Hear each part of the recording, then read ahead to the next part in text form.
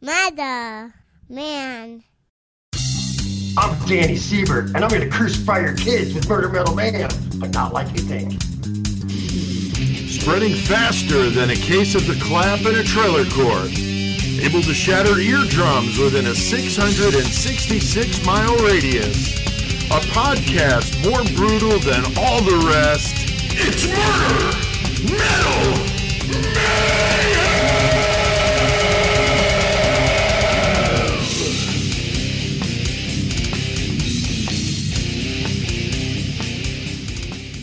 All right. Wow. What's up?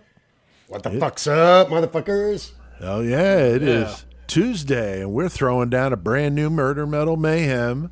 We're in Horns High Studios, kind of. I'm here in Horns High Studios, and you get to that for the Horns High Podcast Network, episode 220 going down tonight. Guys, this is probably going to go down in that Murder Metal Mayhem museum one day of the night that all three of us were remote and recording separately to all become one podcast. So Chris, welcome to the club. Set up. Welcome to the club. Finally got some shit. Got your serial killer motif going on there. Knives attached to the tapestry behind you. Maybe we'll record the murder segment tonight, and this way the listeners can see this, because it looks like you're in the basement of where like a serial killer's hanging out, and that's and I'm obviously in my dining room.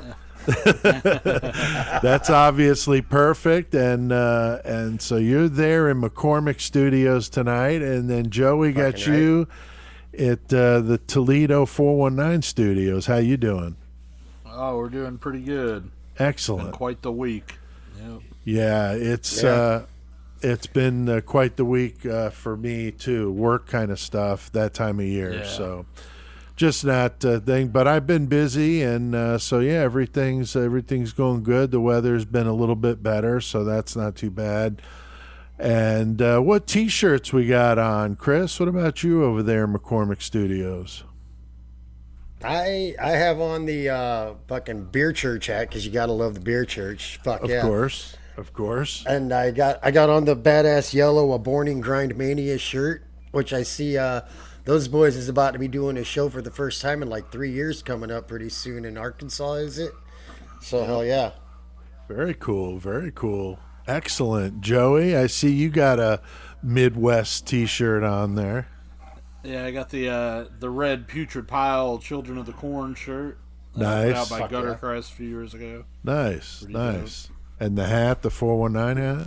419. Hell yeah, very cool. And I got my brand new Raider shirt, just got it a few days ago, but definitely digging those guys. They sent stickers, so I got one on the table, one on the door, and man, that CD's been blowing up.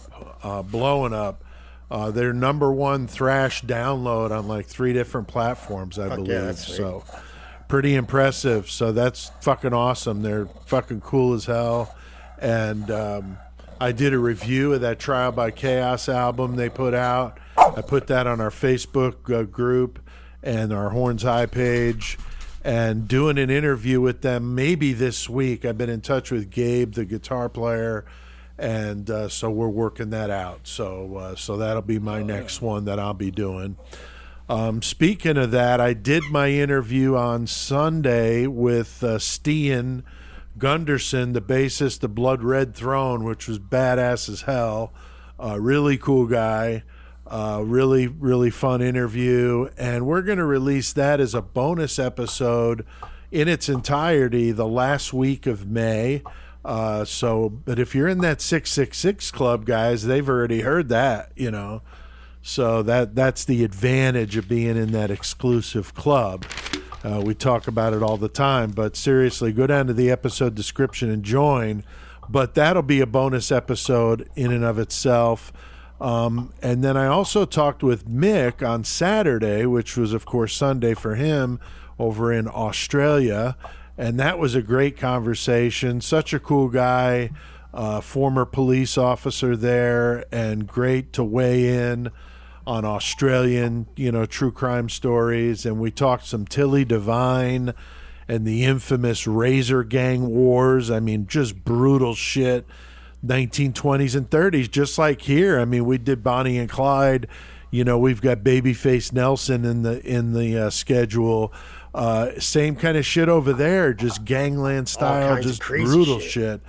And we're gonna have Tilly Devine as one of our Women of May episodes, and we'll put part of that interview with Mick in there, and then that entire interview will be a bonus that last week of May. So you're getting 2 bonuses that week, and that'll be a week that we've got off for Memorial Day. Now, last week we did a good episode on the old Pink Giant, Chris. Yes, we did. The Pink Giant was like gross. Yeah, I think so. I mean, that's a good way to define him. You know, just fucking disgusting, going through the dump, grabbing some fucking panties and doing his thing. And Wolfgang Schmidt was his name, the German serial killer who had a thing for wearing women's underwear and defecating in them. Lots of shit. In order to get off. I mean, it was one of the strangest fucking episodes we've done. So if you missed it, go on and check it out. And then, Chris, you did your feature on a band I didn't know anything about. Kill Whitney Dead. Fucking big usage of samples and shit. Fucking, I like them. Fucking check them out if you haven't heard them yet. Yeah, and Joey, you did some 419 Mayhem. That was good. And I did. Killer Cage Match, usual foolishness. So if you missed episode 219, go on and listen. And we were passing 800 to that when I checked it today. So very good. And tonight, guys, doing another good one, Daniel Lee Siebert, another guy who killed from one end of the country to the other. Very similar, I think, guys, to old John Paul Knowles or Paul John Knowles. God, I'll never fucking get that one right. Always backwards. Always backwards. It's an interesting case, though, that starts in Joey's old stomping grounds there in Mattoon, Illinois. So this will be so fun. Crazy, dude. And he admitted to killing 13 from 1979 until they caught him in 86. He did some gruesome shit, including the murder of a deaf mother and her 2 kids and putting their bodies in the shape of a fucking cross. Very crazy. Very fucking disturbing. So we're going to do this one tonight in our murder segment. So that'll be good. And then, Joey, you got the horns tonight, and what was your pick to feature tonight? I'm doing Cyber Grind out of Germany. I'm doing the band Libido Airbag. Very cool. When you told me that's who it was, is that another one of those names where they took, like, put names in a hat and just pulled out 2 words that don't mean anything? I just thought it was funny. Because it reminds me of the abysmal piss. Like, I don't really know. Cool but names, but I don't know, like, is there some sort of, like, deep meaning to that? Or it could be in translation because they're German, too. Oh, that's true. That's true. Yeah. So that'll be good. And, Chris, you got a Lost Classic for us tonight? I do have a Lost Classic tonight. Yes, Hell yeah. And we got some other metal news, so we'll do that in the metal segment. We're going to throw down a new Killer Cage match. This is the listener favorite here. We take a list of 75 killers, 75 objects for them to fight with, a variable in the cage. They're fighting to the death. It's a lot of fun. Listeners, though, provide the random numbers. And, Chris, who do we want to thank? Tonight we want to thank our homie Justin Morris. Yep. We want to fucking the big dick of them all, Ray McDaddy McFalls. Hell yeah. And we got fucking Jason Lampari. So fuck yeah, dude. Thank you all for helping us out again. Yeah, definitely. And it's a good one going down in the cage tonight, Joey. What is the matchup? Couple of familiar faces here. Yeah, a couple bigger names in tonight's fight. Yeah, it is. We got fucking from Des Plaines, Illinois. We got John Wayne Gacy, and he's going to be going up against fucking Andre Chikatilo. So yeah. Some big kill counts there. Oh, yeah, for sure. Those Definitely. 2, that'll be interesting. And, Chris, you know those objects always make it fun. variable they in the always make cage. it Your brother right. might show up. We don't know. And a song my jamming while they kill each other. So this is going to be good. And of course, that'll be in the Mayhem segment. So you got to keep listening for that. And big thanks to everybody that listens to the show. We appreciate it beyond belief. Keep on spreading that word. We'll keep tearing it the fuck up. This week we're at like 2,500. Little down, but that's okay. We appreciate the listen, so keep on telling the people you know all about it. Go to that website. Keeping on. Yeah, go to that website, murdermetalmayhem.com. Got a lot of cool stuff on there. Got some updates I'm getting ready to do. Shane's been helping with some cool AI stuff we're going to maybe work in. So we got some cool shit coming up. Want to also add, that Jeff Ignatowski's now in the rotation of guest co-hosts with us. So want to put some of that on the website. Also, we got that Horntie Studios Facebook page, which you can go there and follow us there. And that's another way for us to communicate because I can tag bands on that. We went through that with our band on Facebook. So whatever. But Horns High Studios is where we're at. Just go to the Horns High fucking page, fucking check it out, because it's all the same debauchery till we get kicked off of that one too. Yeah, exactly. So we got a lot on our plate tonight, guys. We're going to take a road trip. We're going to be all over the fucking map trying to catch up with this fucking dude with some big ass fucking hair and a trail of dead bodies.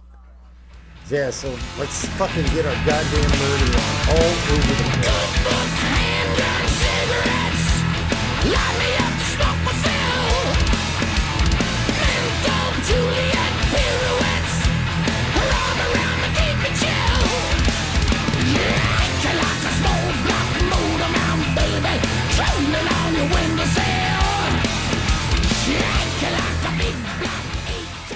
Man, that new Overkill, I'm just totally digging that, guys. I mean, it's old school, man. And that album, Scorched, is doing really well.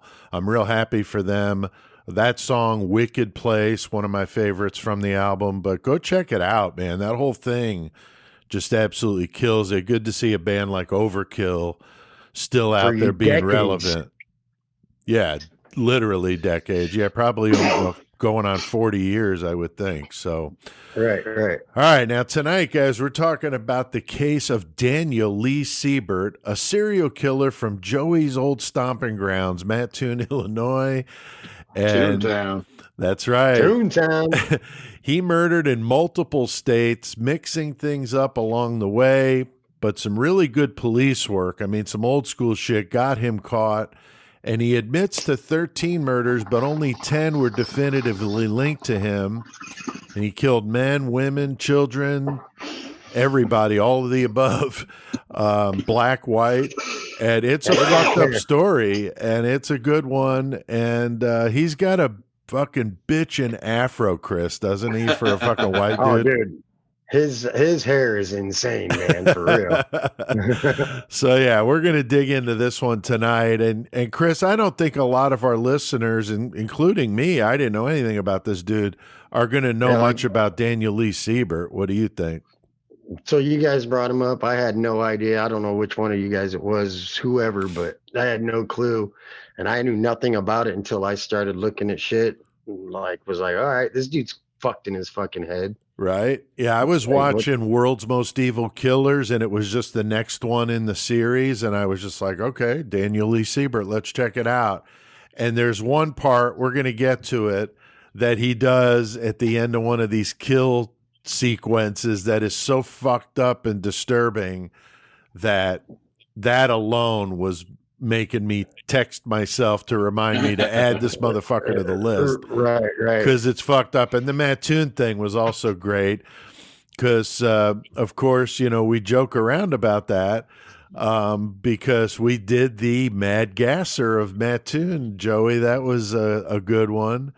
Yeah, that was an awesome episode. Yeah, episode 45. So going back to the beginning, and I love the title of it because I forgot I called it this, but Hot Boxing in the Heartland.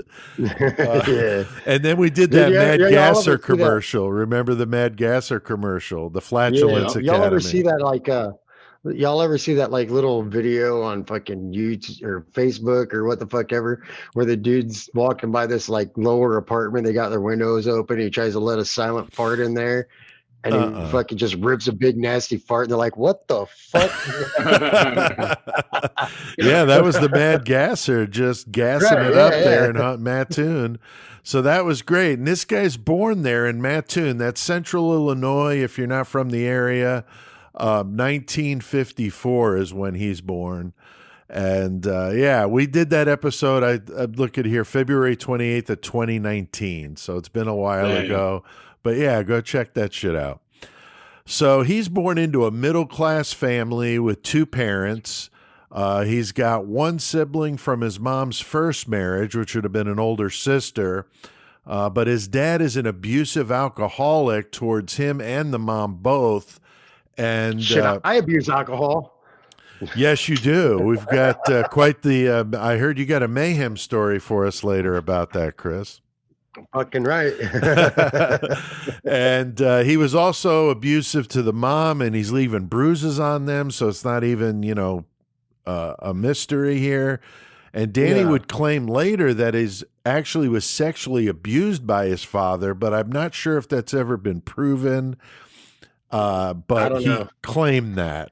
And so his parents wind up divorcing when he's 14, and he's raised by a single mother until she remarries and the dad remarries. So Danny kind of feels a little ostracized, kind of nobody wants him type thing as he's in his, puberty, and hormones are already raging. So people are all fucked up at that time of their lives, and that's not making it any better. Not at all. No. And Chris, like with a lot of these stories, that tends to lend to somebody getting in some trouble. And I think Danny was doing much of that the same, right?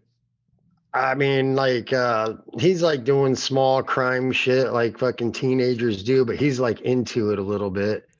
Fucking ends up getting busted, whatever. And he ends up in like a boys' home. And like we've talked about before with like fucking goddamn Manson or fucking, I can't think of the name offhand, but Panzram for sure. Yeah, oh my God. Panzram's the poster boy for that shit.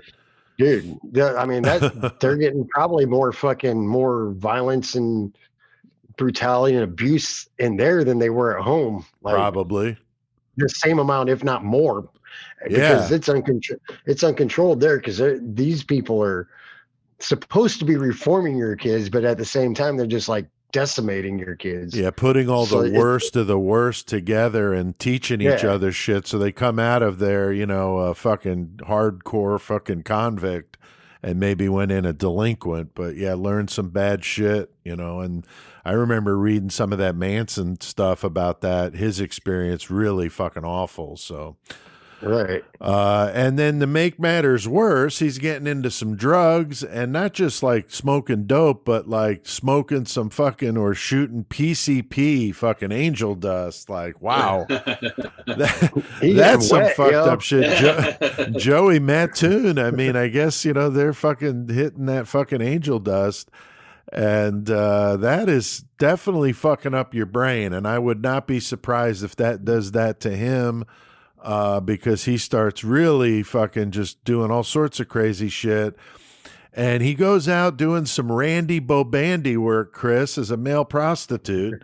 Fuck yeah, like I said, man's got to eat. Man's got to fucking eat. So I don't know if he had the cool, black cowboy hat like Randy Bobandy by Smokey, but you think his gut was hanging out? Right, maybe. Between the Trailer Park Boys and Goodfellas, I think that, covers most of our references to pop culture on this show. A lot of for sure. A lot of that shit. Now, Joey, all those hard drugs and a life of prostitution, definitely not going to be a good way for this dude, or anybody for that matter, to be growing up. So what do you think, man? He's just Got a lot of resentment. I mean, I'm not trying to hate on sex workers, because in 2023, woo, you get in trouble for talking shit because somebody's a goddamn whore, you know? Right. But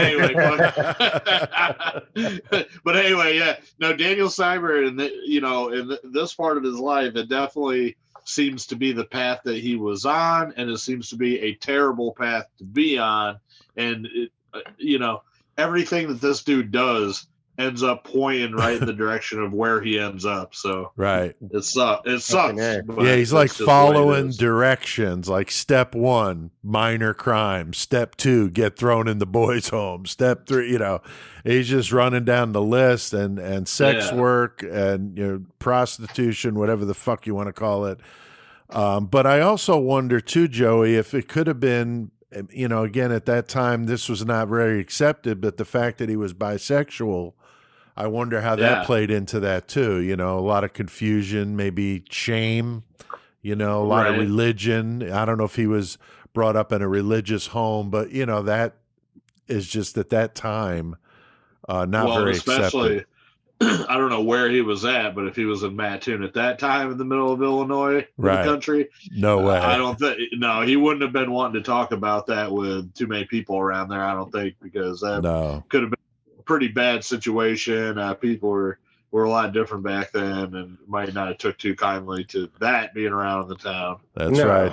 They might have beat his ass out at the Bagel Fest there. They do it. Right, yeah. That's a fucking shit, actually. I've been to that a couple times. Me Got that too, Lender's sure. Bagel, Lender's Bagel factory there in Mattoon. So the classic thing about Mattoon is they got the Lender's Bagel factory, and there's also a cow can factory there that does dog food. Oh, so funny! I hit, like, in the morning whenever I do my paper out, it would be certain days you would be able to smell like the cinnamon raisin bagels or something really right, and then the dog food, straight dog food, nasty. That's funny. Nothing smells as bad as Staley's though, so I can't complain.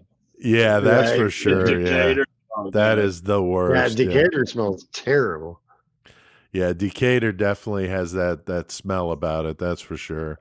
But this guy decides to go like all macho and joins the Marines when he turns 18 years old, which is all hardcore and everything, but fucking Vietnam is going on in 1972. So, and it was on the downside of it, stopped, I think, at 74, but nonetheless, Vietnam is going on. He joins, though, as Daniel Marlowe, because that was his stepdad's last name. So he took that name for a while. And as Chris pointed out, we were talking about this before the show, this guy loves changing names, but he keeps that first name the same, It's so strange, dude. Like, keeping the same first name, like... Right. And it's also like your step parents' last name or so close to your original last name, like other aliases use. Right. It's still, but still starts with an S, and it's fucked up, man. Yeah, it really is.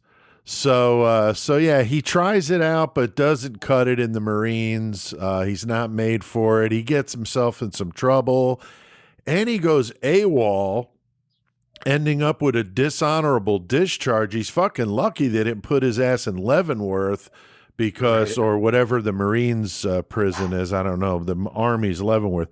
But, being AWOL at a time of war, definitely not a good thing to be fucking with. So pretty stupid. Between 1973 and 1975, though, he ends up fathering a couple of kids, a son that would end up in prison himself out there in California as for sex crimes against the fucking minors. So awful. And then his daughter, I don't know. I never saw anything about how she ended up. Hopefully she was okay. But, she probably disassociated herself from everything and was just like, I don't want any part of this. Yeah, that's why right. You don't hear about it. Hey, get the fuck away from me.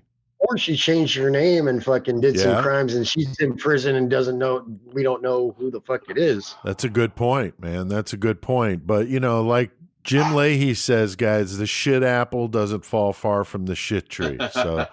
So there you go. Another Trailer Park Boy reference. And the sad thing about the world is probably if his daughter had been in jail or gotten in any kind of trouble, the internet sleuths would already ate that up and it would have been all over the fucking. Probably. Right. Probably. For sure.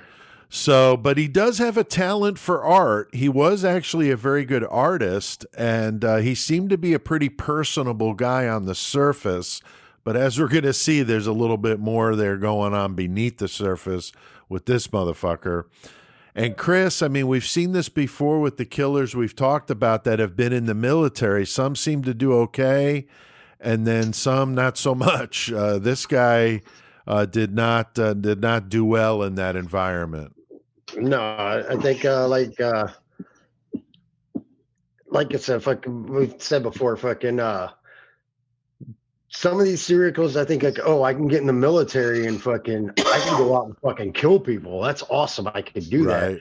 But then when they get in there and they got to follow all these fucking rules and shit. Right. And now they're not just getting handed a fucking AK-47 going out in the fucking battle and just fucking busting heads and shit. They're just out there like taking orders and it's not what they thought it was going to be. So they're like, well, this is dumb. I don't. Yeah, they might be driving a food truck somewhere, you know. So they may not be doing what they want to be doing, you know. It's like that fucking Pauly Shore movie In the Army. Now they're out there getting water, not fucking not out killing people, dude. Exactly. But then there's some like Yates that did well in the military, right? So it's weird, you know. And I wonder if like some of them, like maybe like Dahmer in particular, a few other ones, they're like. They see the military as maybe their last shot at not fucking up with all their dark thoughts. And, like Chris was saying, some probably want to go there to try to kill, on the legal for the government. But I think some maybe they want that structure and they want, they see it as their only opportunity to lead a normal life and get away from all their shit in their head. Right. And then, once they get in there, like Chris said, then they got to fucking follow orders and all that. And it's not really what they're wanting to do. But you gotta wonder if a few of them guys, so that wasn't like their last ditch effort at something. I think that's a valid point. I thought there was one we did recently where he was hoping that the military would have kept him. Oh no, it was the Pink Giant. I think it was with the being a cop. Being a cop kept him on the straight and narrow. Similar though. Cop kept him on the straight and narrow because you got to follow rules and be at certain places at certain times. And then once he got fired, his life just completely fell apart. So that's a valid point for sure, Joey. And we've talked about truck drivers too, similar kind of job where you're on the move, you're hard to pin down, especially back in the day before there were computers and shit. Pretty hard. You could be off the grid for a while and, you're always in a different town and very easy to, this motherfucker's in a different place all the time. That's true. That's true. Constantly, dude. Yeah, it's not just different town, different fucking states. Dude, the one guy that reminds me of him so much is that Paul John Knowles, because that dude was all over the place too. And this guy pretty similar at about the same time. I wouldn't be surprised if they like cross paths. You remember the pictures of when they show Henry Lee Lucas, like whenever he was like, not before he was locked up, but where he had that crazy ass hair and shit too, the mustache, and him and fucking Siebert together, they would have been a classic fucking pair at a club. Oh right, yeah, for sure. Old Otis man would have made the middle name Lee boys. There you go, there you go, middle name Lee gang. Love it.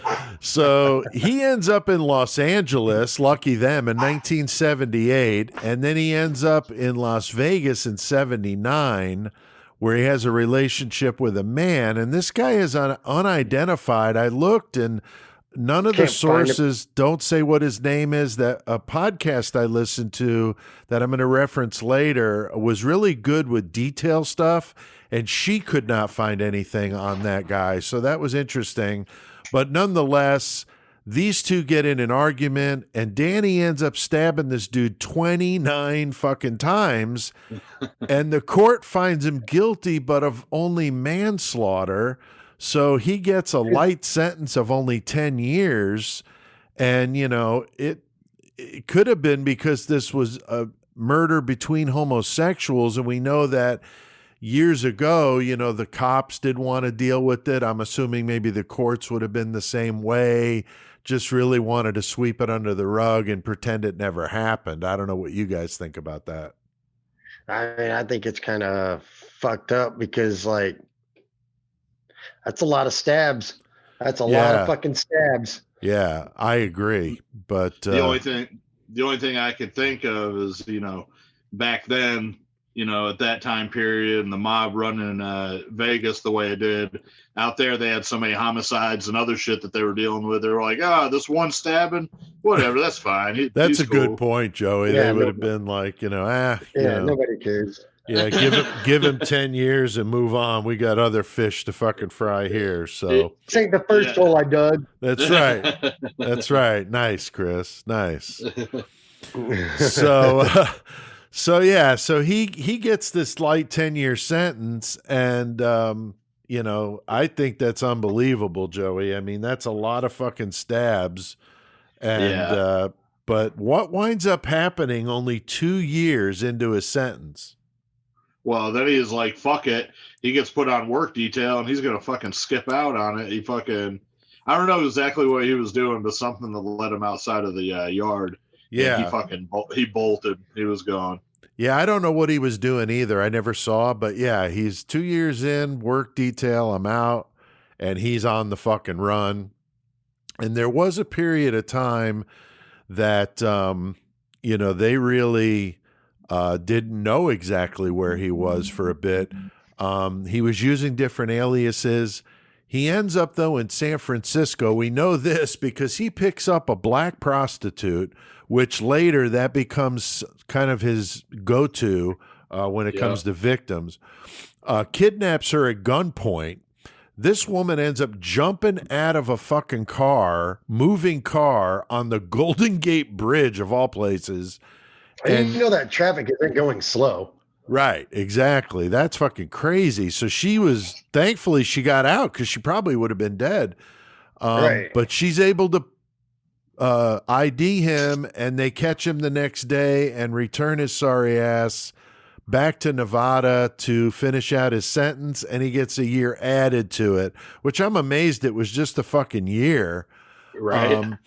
But then in 85, he's paroled on the condition that he returns to San Francisco to face his charges there. Are you fucking kidding me, Chris? I mean, big shocker. What happens? That's the dumbest shit, dude. So now the motherfucker, he changes his name again to Daniel Spence. Right. And he guess what he doesn't do? He does not go to San Francisco. No. He's like, you know what? Y'all motherfuckers let me out this joint. I'm gone, dude. Right. Bye-bye. See you in the dust, son. Exactly. So yeah, he takes off, man, and he's like hitchhiking. He ends up down in Tucson, Arizona, where he meets Donald Hedren, who is giving him a ride back to Illinois. And Donald was he worked at the Alabama Institute for the Deaf and Blind in Talladega, Alabama. And he was up higher up there. So he's like, hey, why don't you come work over at the school? Because Siebert was telling him about his artwork and maybe showing him his art. I'm not sure. Well, didn't he originally pick him up because he was driving? And I think the only thing Siebert was carrying was like an art case, like fucking with like art supply case. I'm not sure. Like that. I'm not sure about that. I think I saw something about that, but that made sense. He's like, oh shit. And then they started talking about the art, and he talked him into fucking coming with. Got a long drive from Tucson, Arizona to Illinois. I mean, that's a good couple day fucking journey. So, they had a lot of time to talk about this. And apparently they exchanged info. And then, Joey, what happens in 1986? Well, he goes down to Talladega, Alabama. Right. Not to go hang out with Ricky Bobby, Chris, but he does go to Talladega. So he's 31 now. He gets an apartment. Siebert finds out that he can only work there if he volunteers his time. So I don't know really what that's all about. Yeah, how's he going to make any money volunteering his time? That's like those shows where they show somebody buying a second home in like Belize for like $8 million, and they ask him what they do for a living. I'm like, I'm a youth minister. And my wife's a stay-home mom. I'm like, how the fuck are you affording an $8 million fucking home? Well, this guy... I sell rubber bands, and she collects dead butterflies. Yeah. I just blows my mind. So that reminds me of that with this dude. Like, how is he like paying bills, and he's just good at fucking scamming people? Right. And this is, I mean, it's not really a job like we're saying, because it's more on a volunteer thing for whatever reason. But that is probably the closest semblance to a career path or a job choice that he could have got. Right. And, you know, maybe helped him to stay a little more focused on something positive than negative. But. Yeah. And I mean, he you know, apparently, you know, seemed to be fitting in with them. But then you got to wonder, I mean, this dude's pretty devious. And if he is a true psychopath where he doesn't really have any feelings at all, he's learning feelings. A lot of that body language stuff I've been watching, I've been talking about in the episodes.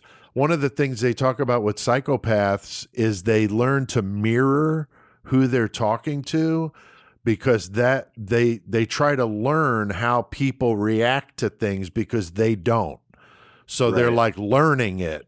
And if you watch them being interrogated, sometimes they will mirror the hand movements and the posture and stuff of the person interrogating them, because they're trying to learn behavior because they don't know it. It's very fascinating. It's fucked up. What should I do here? What should I do here? Yeah, what do normal people do when this happens? Doing that. Yeah. Man, if they watch Joey, they'd be getting high constantly. Yeah, bubbling. So he's got the perfect cover, because Don Hedren, the guy that drove him out to Illinois and then got him this job, so to speak, I don't know if you call it a job, but he's one of the higher ups at this place. So he's got that pull with him. He's also telling everybody that he's like this accomplished artist. So he's got this, you know, kind of swagger to him a little bit. And they really take this guy in, but you know, he is learning who he needs to get in with, because he wants to take advantage of the situation now. So he's getting to know these teachers, these students at this school. Again, these are deaf and blind students. And he meets a 24-year-old deaf woman, Sherry Weathers, who's a single mom with 2 young boys, Chad and Joey, 5 and 4 years old.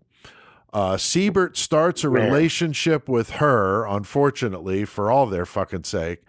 And this makes his roommate, Don Hedren, again, that's the higher up at the school.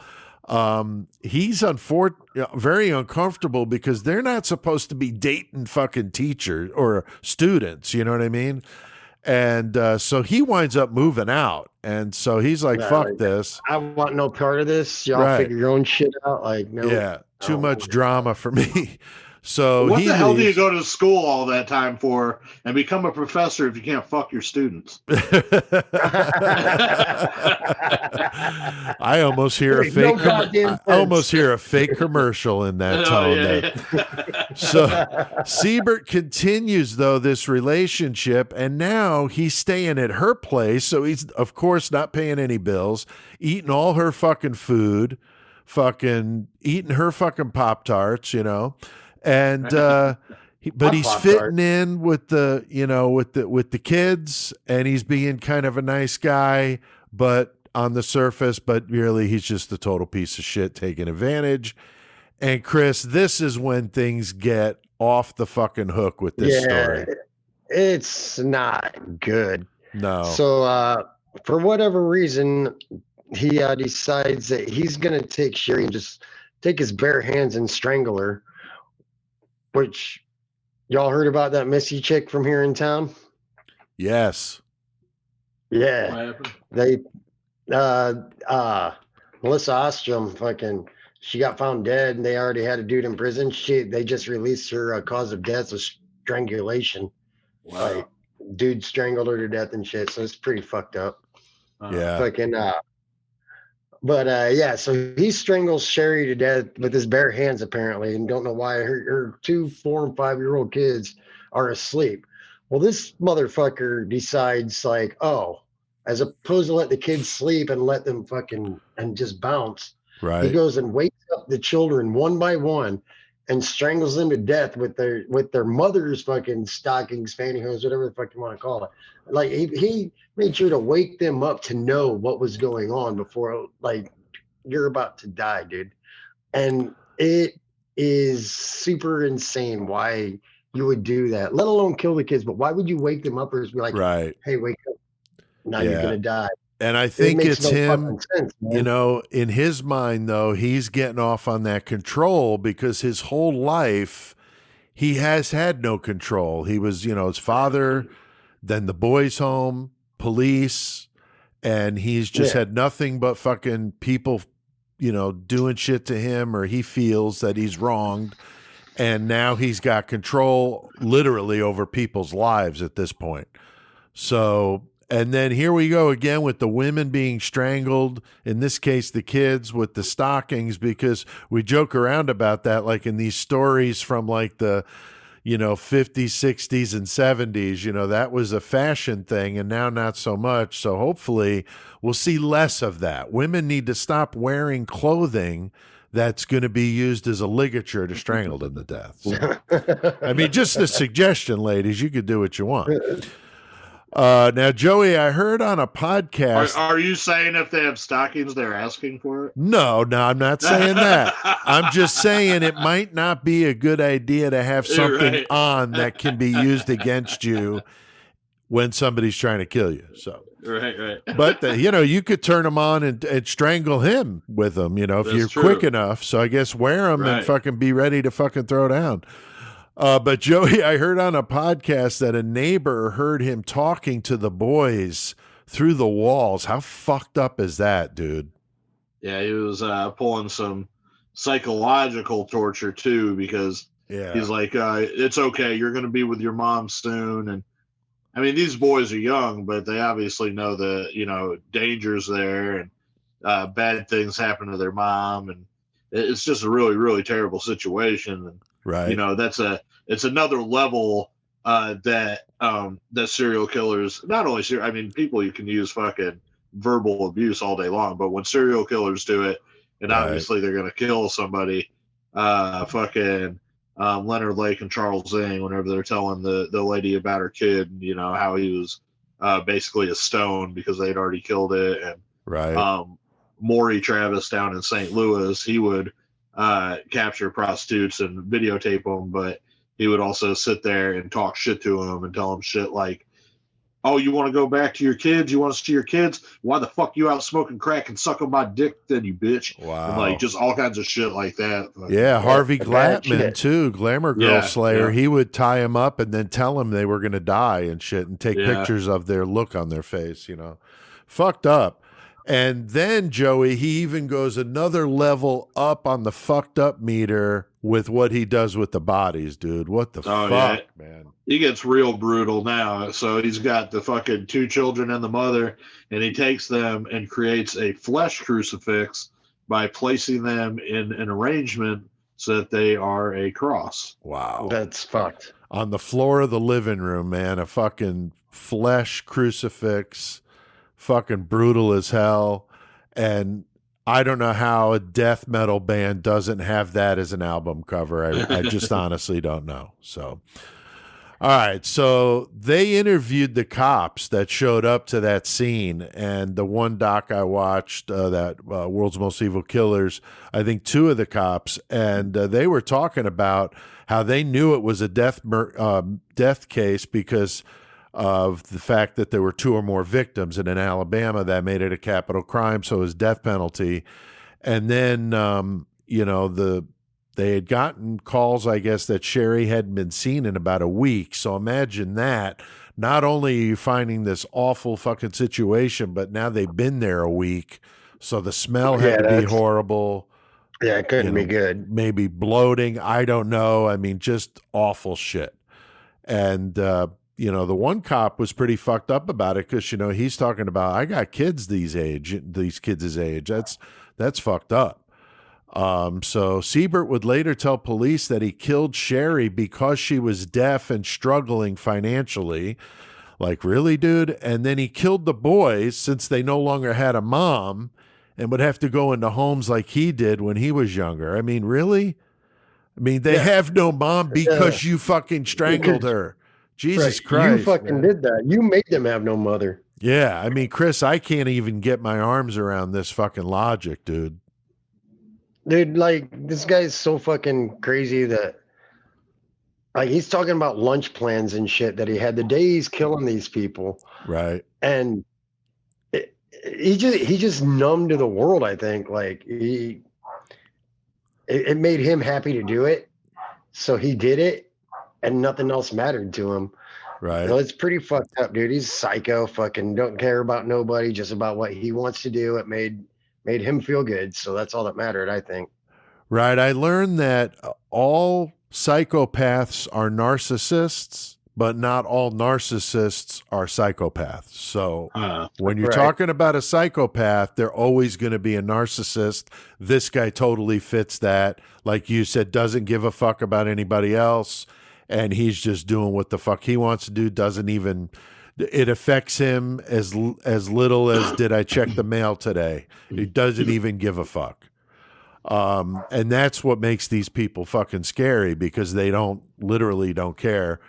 Like at all. No. And the police are now fingerprinting the scene there at this awful fucking crime scene when a call comes in to the detectives at that scene about another missing student, Linda Jarman, and Linda was 33 years old.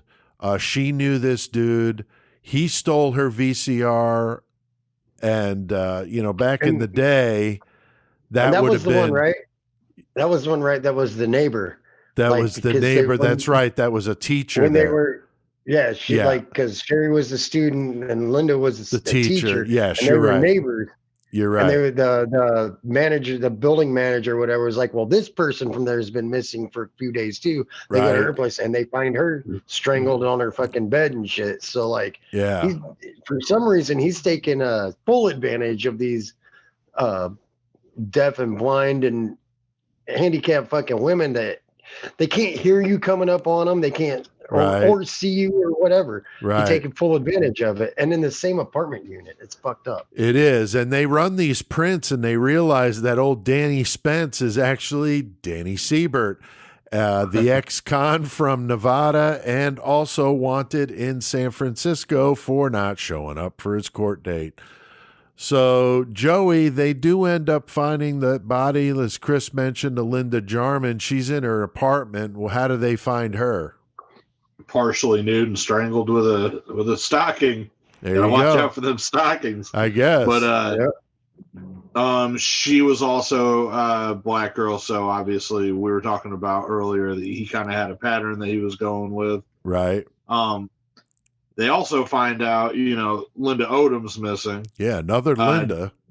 This is not Linda Jarman. This is Linda Odom. Right. So a neighbor that they're interviewing about Linda Jarman mentions his girlfriend was missing. Jesus. Who was Linda Odom. Right. So they've got 4 dead bodies and 1 missing person at this point in Talladega, Alabama.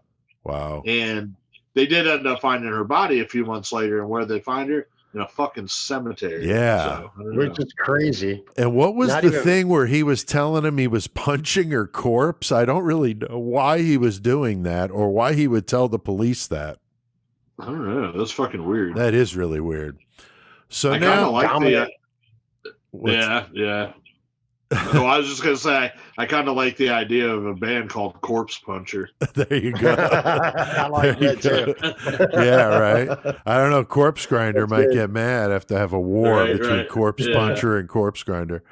So now Siebert is on the run, driving Linda Odom's car. Wait, real fast. If we ever have a zombie fucking invasion, I'm gonna be fucking Corpse Puncher. So if Corpse Grinder hears this, I'm not trying to bite your swag, but if there's a zombie apocalypse, I'm calling punching. dibs on that name. Yeah. All right. I'm Corpse Puncher. Corpse Puncher. Nice.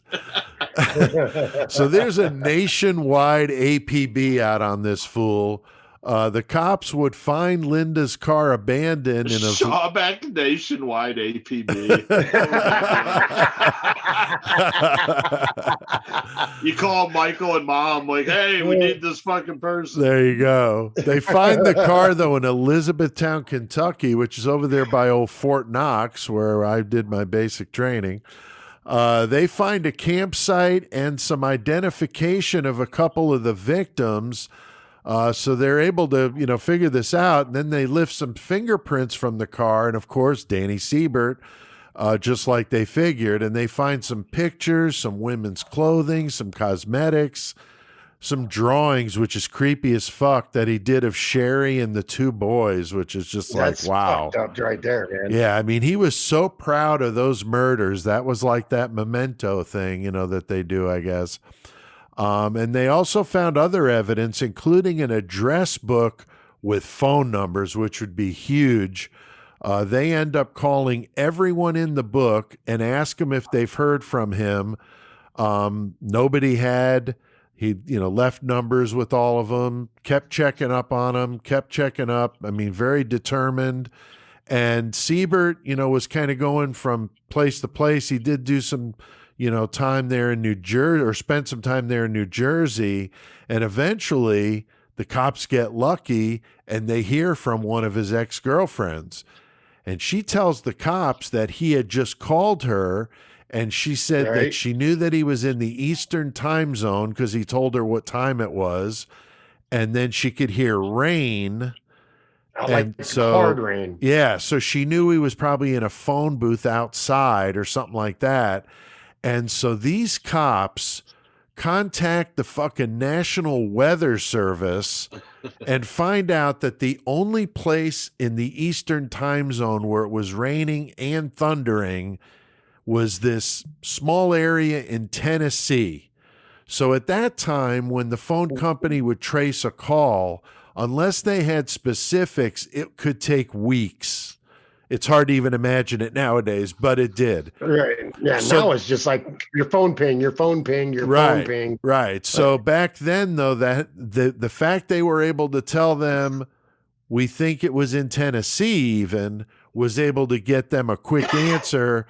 It's at a convenience store and restaurant there in Hurricane Mills, Tennessee. So that's fucking awesome.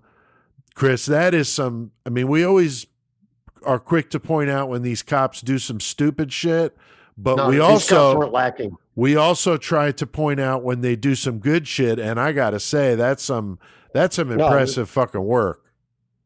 Yeah, that was fucking smart to think to do that. Like, okay, we got an idea that it was the Eastern time zone, and what the weather was like thinking to go to the motherfucking National Weather Bureau and fucking be like, so what was the weather like Eastern time zone? And they like, oh, well, this is the only place.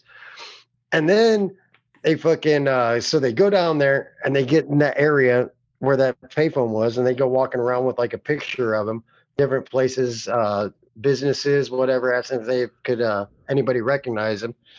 And this restaurant owner is like, oh yeah, this dude's been painting signs for me in my restaurant. Right. He's actually gonna be here in the morning to fucking get fucking paid. So like he'll be here in the morning, I guarantee, because why would you not go get paid? You're not thinking the cops are fucking coming at you there. Right. So fucking sure enough, fucking like they're fucking stalking the shit out, and he fucking comes walking in, and he literally gets caught. He literally gets caught with his dick in his hand because he fucking follow his ass into the bathroom. Yeah. And they cuff him up right there in the fucking picture. Like, right. We got you, boy. That's right here. Fucking, you done, son. And I saw that one cop said he wasn't sure if he'd be able to recognize him. And then when he saw him, he was like, oh, yeah, that's him. Yeah, that's the dude. The guy with the big ass fucking hair. So, yeah. So he's like, how'd y'all find me, yo? Yeah. Like, that's pretty much all he had to say, right? Good detective work. That's how. Very much so. And Joey, he doesn't hold back talking to the cops, man. What does he wind up telling them? Some stories, man. Yeah, he gives them all the details on the murders that they're asking him about. but not only that, but he confesses to a murder in 1986 in New Jersey, Right. where he was staying in Atlantic City, and there was this lady, Beatrice McDougal, and she was a tour guide at the hotel, and he, for whatever reason, thought that she had some money. I think people used to tip tour guides pretty well and stuff like that. So Probably. Or maybe he also saw her with some money, maybe too. Yeah, you know? And it's possible even in those days that people might have given donations to the cause, that makes you know sense what too. I'm saying? Maybe To the tour guide, and she took care of that. Anyway, for whatever reason, he was going to rob the shit out this bitch, and he did. He fucking takes her up in the fucking hotel, and he stabs her in the stomach, strangles her, leaves her in the hotel room, takes her money, and then goes down fucking, and decides to get another assault charge on a different lady where he does get locked up for that one. Yeah. So they didn't have him arrested for the Beatrice one until he admitted to it later on. right. But he did end up getting caught for a different crime during that period. But what ID does he use, Joey? The most bogus. This is fucking rude as fuck. This guy had Chad fucking the two boys, Joey and Chad, Right. that he made the Crucifix out of. He fucking took Chad's ID. I remember we were talking before, and you said, Pete, that he used both of them actually. Yeah. For different reasons, but Right. for Chad, he took Chad's social security, got an ID with his name and shit, and so that's the name that he was in the jail under at that time. No, he But just used the Social Security card. That's what he used. Oh, the as card his, is so. yeah, okay, back okay, then okay. that was enough, and that's what he Right, used. right, So yeah. this fucking little kid's Social Security card. I mean, that is so fucking bogus, man. But Yeah. again, Like when we were talking before, it's like them fucking white trash muckers when they're fucking their water bill or electric bill gets so out of fucking out of hand that it's like, oh, I'm gonna take my 2-year-old's fucking social security number, yep, and I'm just gonna open a new bill. I'm like, and next thing you know, your kid's fucking 12 years old, Credit's fucking $10,000 in debt. right? Like, Yeah, that's horrible. I've heard of that too. I mean, that's awful. that shit's fucked up, man. It is. It is. But with this guy, he's possessing him again. He's actually literally using his name and everything. It's fucked up. And Chris, I don't know if you saw about that map they found, man, of the state of California. What was up with that? So he's got this fucking map of California, this fucking line drawn, and there's like X's and O's. Now the X's are places where he was doing robberies and shit. Right. And every X that had an O around it, not next to it, or like playing fucking tic-tac-toe or whatever, but it was like an X with an O around it. That's where he fucking committed a murder as well as a robbery. And there was like a bunch of them on this map. So they're like, oh shit, okay, here we go. Right. Like it just makes no fucking sense. And he just confessed to a bunch of shit. I think it's crazy how these guys, once though that they get caught, they just like, they want to cool. tell their story. They want the notoriety, you know? Yeah, I want to tell you what I did because now I'm going to be famous. Well, this guy didn't get famous, so fuck you, Siebert. Exactly, exactly. But this reminds me, Chris, of that map they found of old Robert Hansen up there in Alaska with his map. Oh, yeah, with all the his victims map on it. Yes. Yeah, so yeah, and he's also, Siebert's confessing to other prostitutes he murdered in Nevada and California. So, I mean, this guy is a piece of fucking work. And there's no surprise here. These cops in Alabama are fucking excited to get his ass back to there so they could put him on trial because he ends up getting convicted of the murders of Linda Jarman, Linda Odom, Sherry Weathers, and the two boys, Joey and Chad. All but Linda Odom are capital offenses, so they all carry the death penalty. He's guilty on all 5 counts. He's sentenced to death in 2 different trials, I guess. I'd said 2 different times. And he ends up sitting on death row like they all do for fucking ever, filing appeals, denied, and then eventually gets a death date in 2007. But what does this fucking pussy do? He's battling pancreatic cancer, and he's claiming the lethal injection is going to react to his chemo drugs, making it an You're inhumane. gonna die, dude. Yeah, like really? What the fuck difference does it make? They're giving you a lethal injection. Right. Counter-reaction. What's the counter-reaction going to do? Make you cause a zombie apocalypse? Exactly. Like, what the fuck, man? Yeah, I mean, it makes no sense, dude. You're going to die anyway. Like, fuck you.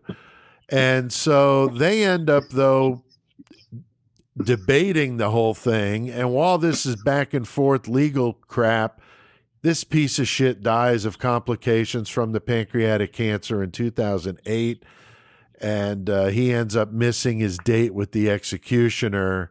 So, but at least he dies fucking miserably. So fuck him. I wouldn't even give him no fucking chemo. Fuck you, dude. Right? Yeah, exactly. You're on death row. Yeah. What difference does it make? Suffer. Die. Suffer. Yeah, you're supposed to die. That's what you're supposed to do.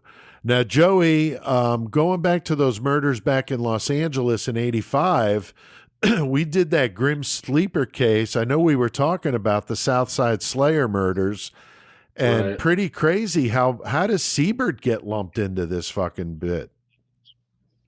Well, the Southside Slayer murders was actually consolidation of murderers that committed a bunch of heinous acts. Right. But two of them, at least, two for sure, though, were linked to Siebert, the two black prostitutes in the fucking slaying. So he was, part of that fucking statistic that made up that, persona or monogram. Yeah, I mean, Chris, I think that's interesting. The Southside Slayer was a multiple murderer thing.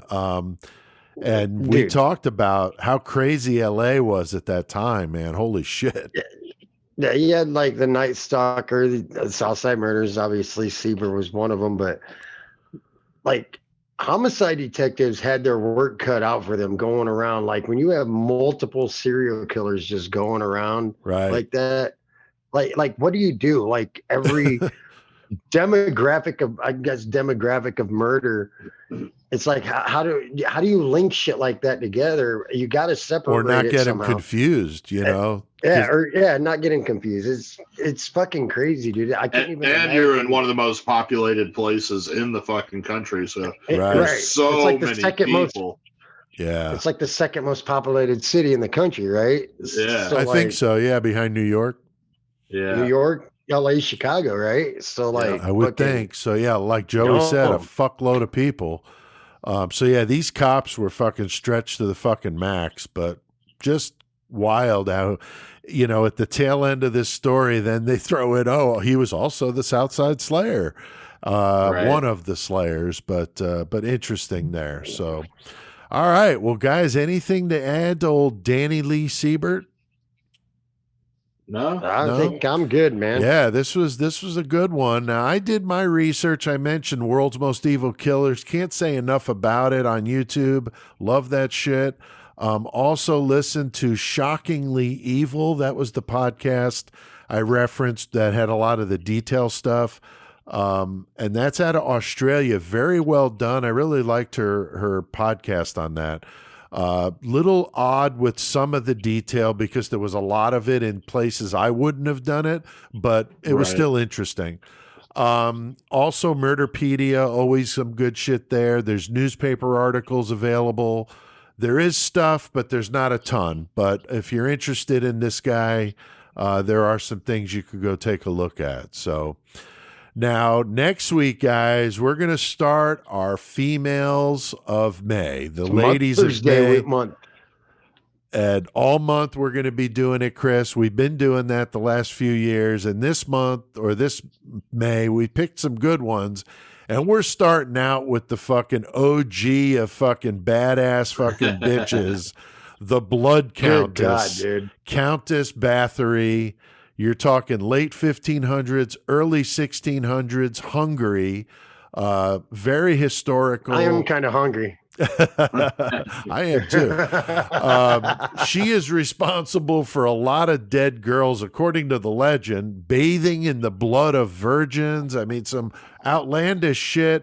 Some people are claiming 650 victims. I don't know. We're going to talk about, is that stuff true or is it just exaggerated? Maybe they had some ill intentions to go steal her fortune because she was loaded. We don't know, but we're going to talk about that. That'll be interesting. We'll find out. We're going to do that next week, and we're going to have our buddy Jeff Ignatowski from Killers the Card Game on as a guest host. So that'll be fun. Yeah. Hell yeah. It's going to be good. Joey, how about some page a day? You got some for us?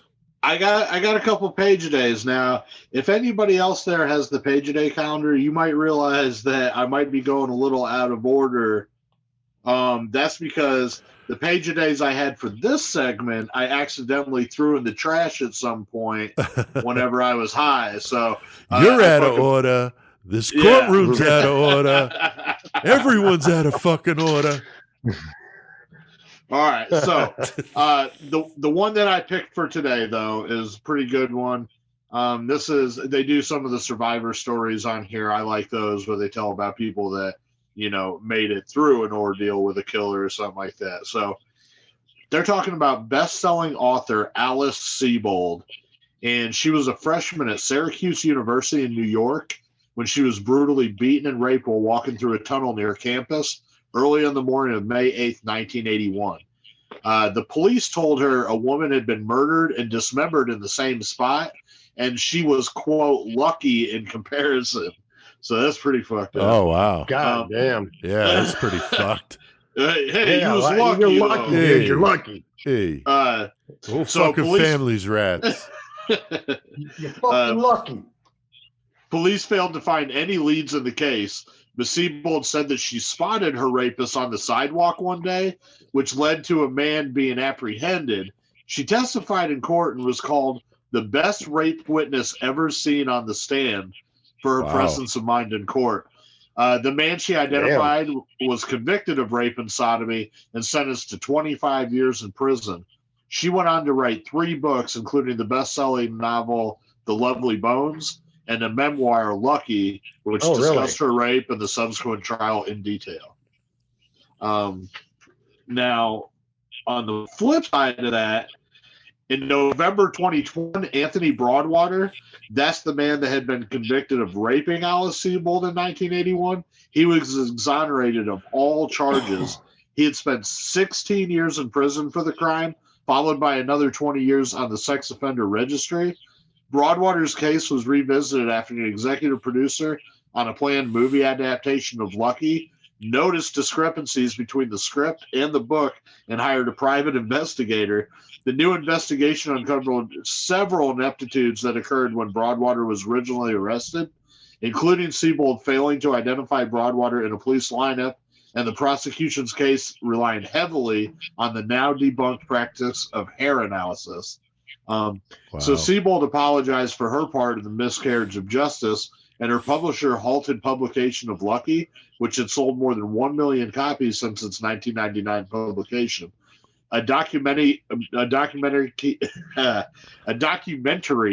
chronicling Broadwater's wrongful conviction and eventual exoneration, entitled Unlucky, was announced to be in production. So, pretty fucked up case right there. Yeah, for sure. Yeah.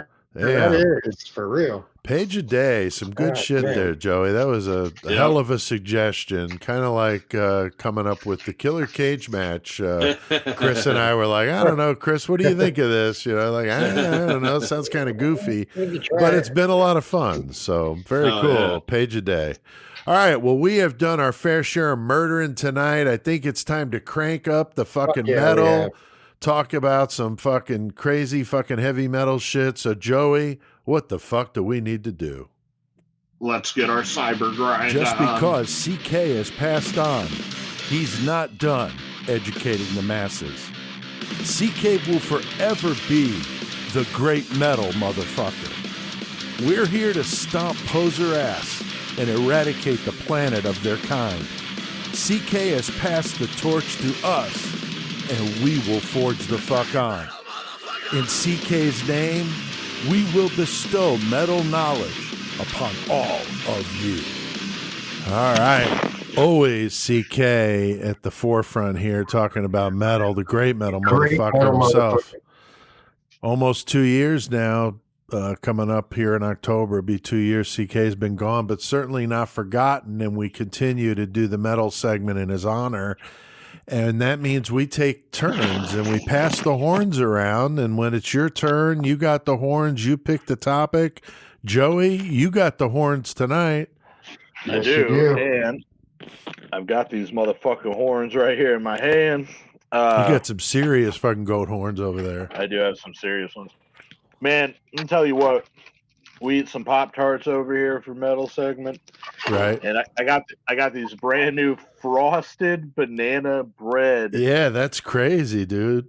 You're going to try them live on the show here? Oh, I'm eating them now. They're fucking good. That's why I have to wait a second before I do my metal. You got that sticky mouth going on. You got to fucking chew those motherfuckers up.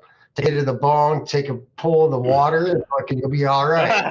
There we go. You seem to get all the new flavors out there in Toledo before everybody else. Must be like a test area or something, because you guys get them quick. I know Jenny's brother's in Cleveland, and he was saying they get stuff there earlier than the rest of the country. It's like Ohio must be like a test market, for products. So that's awesome. It's the place to be. I guess. So you picked the topic, Joey, and what band did you decide to cover? I did. So tonight in the metal segment, we're going to go to fucking Germany. Hell yeah. Right. And the band that I picked is Libido Airbag. Probably not a lot of people have heard of them. Maybe some people have. To me, they're a fucking huge influence on what I do. They're like one of my biggest influences for sure. Libido Airbag started in 1995, and they are still currently a band active. It is two guys. Dides and Rod are basically the two guys behind Libido Airbag. They're also involved with lots of other bands too. Nun Whore Commando 666, fucking Cock and Ball Torture, all kinds of bands. Fucking. Oh, okay. Are both of them in Cock and Ball Torture also?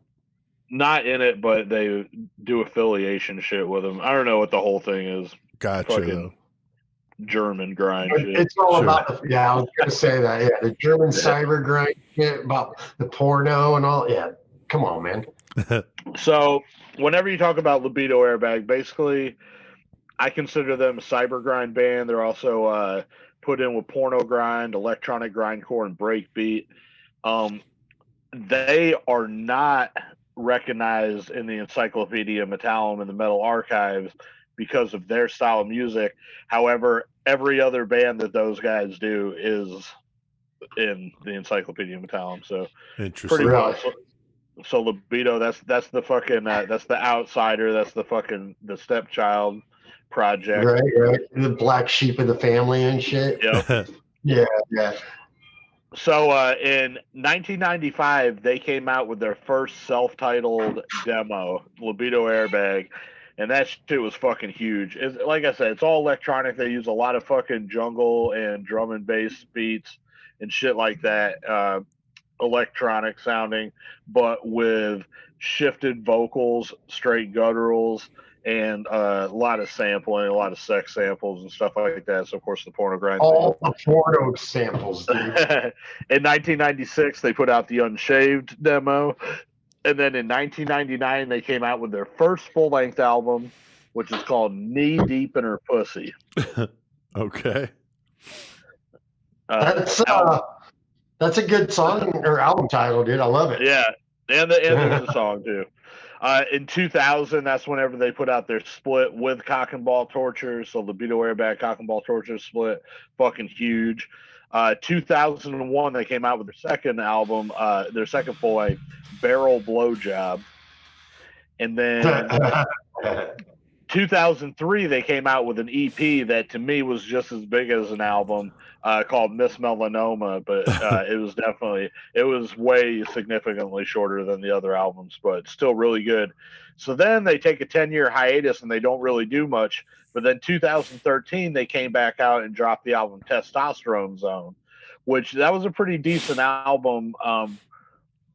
With all their albums, up to that point, I guess they had kind of a stigma. You kind of were expecting a certain thing to come out of them, and that album was a little bit of a departure. It was it was still them, but to me, it just didn't have the exact same feel. But it's still a good album. Okay. But then in 2016, they put out their last full length they put out called Sleaze Servant, and that album really was fucking badass. That to me, that one went back to the roots, and it was fucking just straight up fucking heavy, fucking grooving ass shit. In 2017, Bizarre Leprous Productions out of the Czech Republic, they put out a Libido Airbag compilation called Baptized in Diarrhea, which was basically all of their demos and all of their unreleased work and their split stuff. Dude, how else do you get baptized unless it is in diarrhea? I mean, that's true. Like for real. It just cracks me up, Joey, the way you talk about this is so matter of fact. It's kind of like how we were talking earlier about how we laugh at fucked up shit in the doc. It's the same kind of thing, but I don't listen to the same stuff that you do. So it's like, even for me, some of it's like, holy shit. Like, say it, dude. Baptized in diarrhea. Like, holy shit. Jesus Christ. Please continue. I'm sorry. I'm almost done. But one cool thing with Libido Airbag is I can't remember exactly what year it was. I think it was 2017 or so. But John from TPF Pigtails down in Mexico, he wanted to put out a tribute album to Libido Airbag. So he did put that together, and Libido Airbag specifically asked if I could put my cover of their song AK-47 Bitch on there, which I thought was cool because, fucking... They asked about you. Yeah, that's awesome, dude. They've always been cool with me, so I fucking, that wasn't a huge stretch, but at the same time, I was still very fucking grateful for that. And speaking of Mattoon, that we were talking about in the metal or the murder segment, but... in Mattoon, whenever I was living there, one of my friends, he was in a band called The Secret Life. He was also in Slough, Tyler Gein. He passed away, but he was really big into fucking Libido Airbag. And they also hit me up because they knew that I had a cover that he did of one of their songs they wanted to use for that tribute too. So they were able to get that track and mine from me. So I thought that was pretty cool. That's badass. So the last thing I want to say about Libido Airbag, like I said, I mean, you just got to fucking check it out. You got to listen to it. They played a few live performances, a few fests, I think Obscene Extreme, some other shit over in the Czech Republic. And basically they get up there and it's just the two guys and fucking just killing it electronically, and usually have like pornography or some fucking gore shit playing in the background on a video screen, but pretty dope. Right. But, so I'm just gonna kick off a few songs of theirs, a few song titles. Okay. So if this sounds like something you want to listen to, go check out Libido Airbag. So you got Kamikaze Cocksucker, you got Rabid Clit Bitch, AK-47 Bitch, Fisted on LSD, which to me is a fucking anthem. Yeah, that's the one we're gonna play at the end of the segment. Yeah, that's on Barrel Blowjob if you want to get that shit. They also have a song called Your Mom Can't Suck Dicks. They got Sacrificial Smegma Seance, Dildo Throne. Okay. One of my favorite, The Asshole Whisperer. And then the last Libido Airbag song I'll say is Cum Filled Wonder Bra. So go check out Germany's Libido Airbag. That's great. Definitely, they're good, dude. Wow. Dildo Throne. That needs to be a band. Dildo Throne would be a good name of a band, that's for sure. It would be. Oh, God. Wow. All right, Chris, you got to follow that up with a Lost Classic, man. What do you got for I can't. My Lost Classic ain't going to beat some fucking shit like that because Libido Airbag fucking... Woo, fuck yeah. But my Lost Classic, it's not super old. It's from 2007. Fucking goddamn Purgatory Dance Party from fucking Polka Dot Cadaver, man. Love that fucking album. That shit's fucking dope to me. It's different. It's kind of avant-garde shit. Fucking Definitely, know. I love definitely it. different. Yeah. Yeah, I love that shit. If you haven't heard fucking Polka Dot Cadaver in general, go check them out. We saw them fucking, goddamn. In Peoria. They were great. Yeah. Yep. Yeah, I remember you mentioned them fucking one time, and I listened to some of them, and then some Dog Fashion Disco too. Dog Definitely, Fashion, yeah. same It's kind of basically deal. the same fucking band. Right. There's little differences. Same, Right, Yeah. very But- similar, but yeah, good Good fucking stuff. album. Some Go of it check I it could out, deal man. with. Yeah, it's good shit. All right, well that's cool. Very good. What have you guys been listening to lately, Chris? What anything special you've been jamming over there at the Nation? Purgatory or fucking Dog Fashion. Goddamn, I said all three wrong. All two wrong. Yeah, but honestly, Dog Fashion Disco and fucking goddamn Polka Dot Cadaver. Yeah, I have been listening to that. But that's what made that my lost classic. Goddamn, I was listening to some old school fucking Slayer, fucking Seasons, and fucking Hell Awaits the other night. Yeah, Fucking, I've honestly just I been love listening Hell to some Awaits, man. older metal. Dude, I don't know if I said this last week about the new kid that came into fucking work. Like fucking no, so this I got into work a week ago or 2 weeks ago and walk in and there's this newer kid. He's like in his early 20s. He might be still 19 or something. He's fucking got longer hair and shit, but he's got a fucking Exodus shirt on. And fucking walk in, I was like, oh hell yeah, dude. Nice. And fucking I walked over to Michael. I was like, hey, dude, new dude's got an Exodus shirt on. He's like, what's he know about fucking golf cart mosh pits? I was like, oh, good question. So me and Michael both walk over and like, so what do you know about golf cart mosh pits? He's like, I don't know anything, but it sounds intriguing. He fucking was about it, dude. So we started talking, and he seems like a good. He's always wearing like fucking carcass shirts, fucking Fuck yeah. He's always wearing good shirts. So like, it's good to see the younger fucking kids these days still fucking rocking some badass shit. Yeah, that's good, man. That is good to see. Very cool. What about you, Joey? What have you been listening to over there in the 419? I've been listening to God damn. Listening to my bong bubble. I was listening to that fucking Vision of Disorder again. Man, I got that The green VOD. I call it the green album. The Imprint album too. Imprint's so dope, dude. Yeah, got both of them. But yeah, I had them jamming in the car, and it seems like the same shit I was listening to last week because I've also been jamming the fuck out of that Gore Pot, the new Gore Pot. How much is a gram over there? That album is so fucking nasty. Them dudes are like the kings of ignorant. There's also I got the. You said the kings of ignorant. They are. I also got the new Protrusion demo, which has some members from Gorgasm in it and some other guys. Just straight up brutal old school death metal, really fucking good. And those guys got a fucking show in Fort Wayne this Saturday that it's their first show and I really want to go see it, but I got to work the next day, so I got to see how shitty I want to feel. Right. Right. Besides that, I think that's mostly it. Because fucking, I just spend all my time at work lately, it seems. I did get that fucking, I ordered the Putrid Pile collection of Butchery vinyl from over. I saw that. Oh, yeah. I seen you got I think that. it came from Italy or something. Yeah. But man, that's fucking fresh as hell. That's awesome, dude. I've been all over the place. Still getting into that Raider, Trial by Chaos. I mentioned Overkill, Scorch. Been still listening to that. And then I found this band that's definitely one of the more unique bands I've heard in a long time. They're called Blackyum, Blaakyum. They're from fucking Lebanon, Beirut, Lebanon. I was gonna say, that's not English. In the fucking heart of the fucking shit. And they talk about, I think their description is a heavy metal band from the most violent place on the planet or something like that.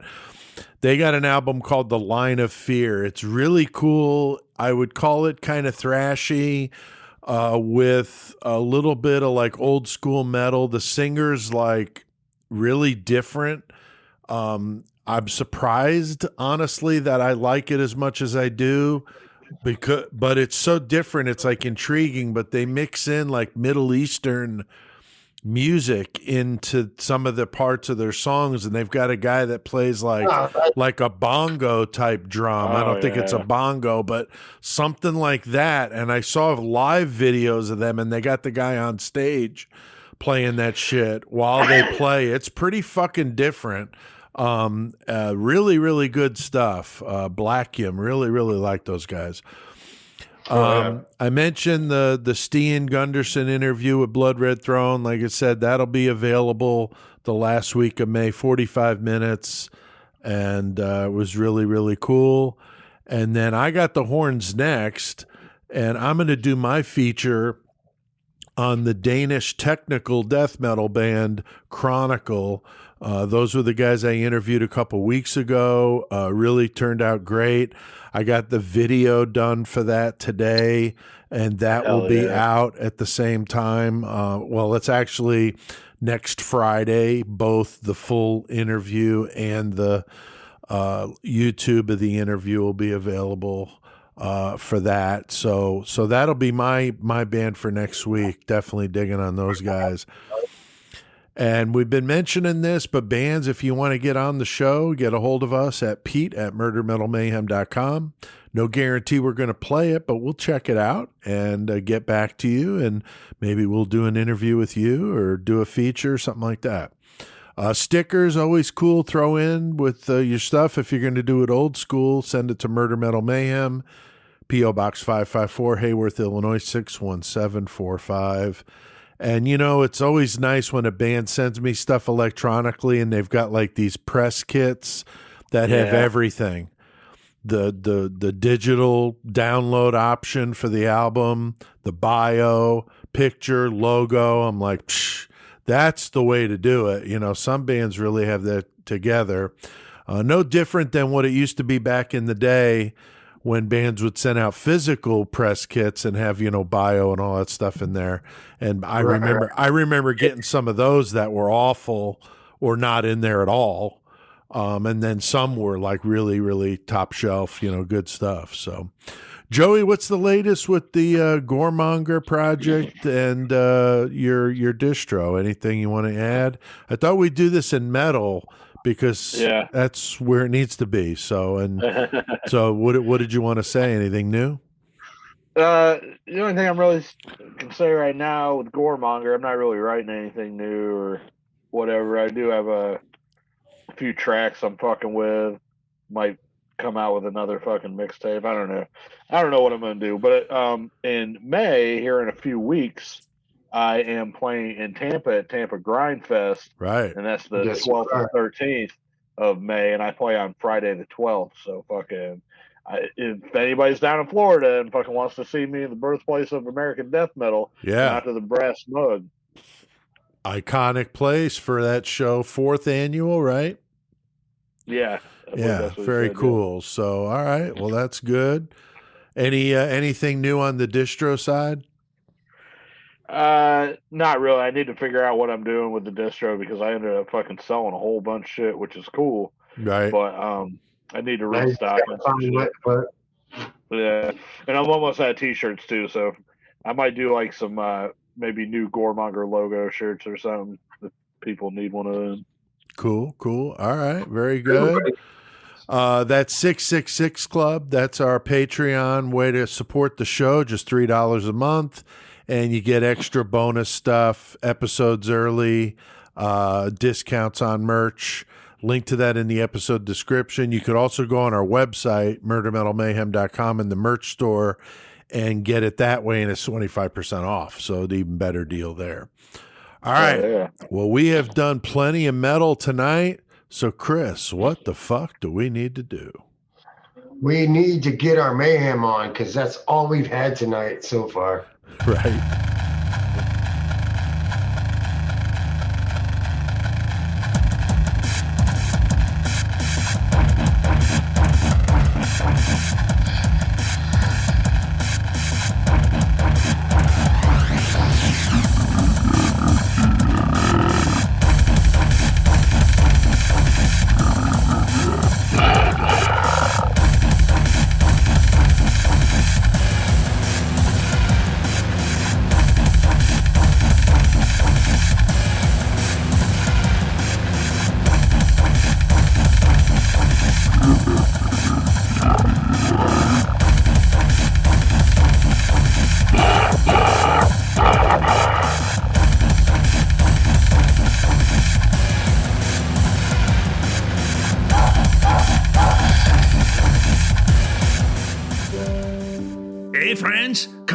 the beautiful Canadian countryside with Leger Canadian Tours. Inspired by our founder, Alan Leger, the monster of the Miramichi, you can experience Canada like few others can honestly say. I love the Leger tour. My bachelor party had one hell of a time ripping this old bitch before we set fire to her fucking home. The stab even took our subway next to her burning corpse and let me take her Depends home for a souvenir. With Leger Canadian Tours, you get to see the real Canada. Not just maple syrup and poutine. You'll get plenty of old lady poontang instead. Alan Leger style. I got to wash my junk off in the icy waters of the Miramichi River after I raped two 80-year-olds. Nothing says wake up testicles quite like that. So call us at 888-RIP-FOR-FUN and book a tour with Leger Canadian Tours today. Bring your grandma for the time of her life. Ho, ho, ho! Oh, man. Some Leger Canadian Tours. Shane absolutely killing it with that shit. God damn. Fucking hilarious. Just good stuff. And before that, Libido Airbag, Joey, and the song was what? Fisted on LSD. Yeah. Definitely a Disney classic there. So definitely some crazy shit.